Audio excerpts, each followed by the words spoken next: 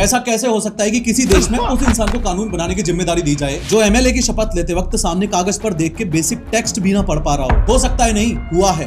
Welcome to India. हाल ही में बिहार असेंबली का एक नया सेशन शुरू हुआ जहां न्यूली इलेक्टेड एमएलए को शपथ लेनी थी। वहां जेडीयू की एमएलए विभा देवी जो नवादा सीट से जीती हैं, जब माइक पर शपथ लेने आई तो वो सिंपल हिंदी के वर्ड्स तक ढंग से नहीं पढ़ पाई। मैं विधानसभा के सदस्य निर्वाचित हुई हूँ।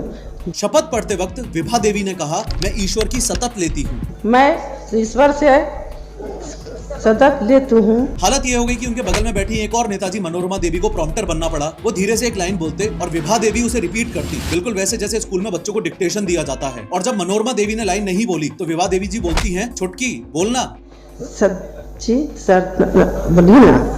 अब देखो, यूं तो हंसने की 100 बातें हैं, तुम इस पे मीम बना लो, मजाक उड़ा लो, कुछ भी करो, पर मैं चाहता हूं कि तुम इस बात की गंभीरता को भी समझो कि अपने देश में हर दूसरे नेता की यही हालत है। इस देश में एक चपरासी की नौकरी करने के लिए 10th पास होना जरूरी है, लेकिन पूरा स्टेट या देश चलाने के लिए पढ़ा लिखा होना जरूरी नहीं है। आज भी नेता अपने देश में चुनाव सिर्फ इस बात पर जीत जाते हैं कि वो कास्ट पॉलिटिक्स और दबंगई के दम पर कितने वोट्स इन्फ्लुएंस कर सकते हैं। ये नेता लोग जो मेरे लिए बजट और कानून डिसाइड करेंगे, अगर ये खुद की शपथ तक ढंग से नहीं पढ़ सकते तो मैं कैसे मान लूं कि ये कानून को ढंग से पढ़ पाएंगे, समझ पाएंगे और आम जनता के वेलफेयर को दिमाग में रखते हुए उसे इंप्लीमेंट कर पाएंगे। दिक्कत 10वीं या 12वीं पास होने की नहीं है, दिक्कत लैक ऑफ साइंटिफिक टेम्परामेंट और अनएजुकेटेड होने की है।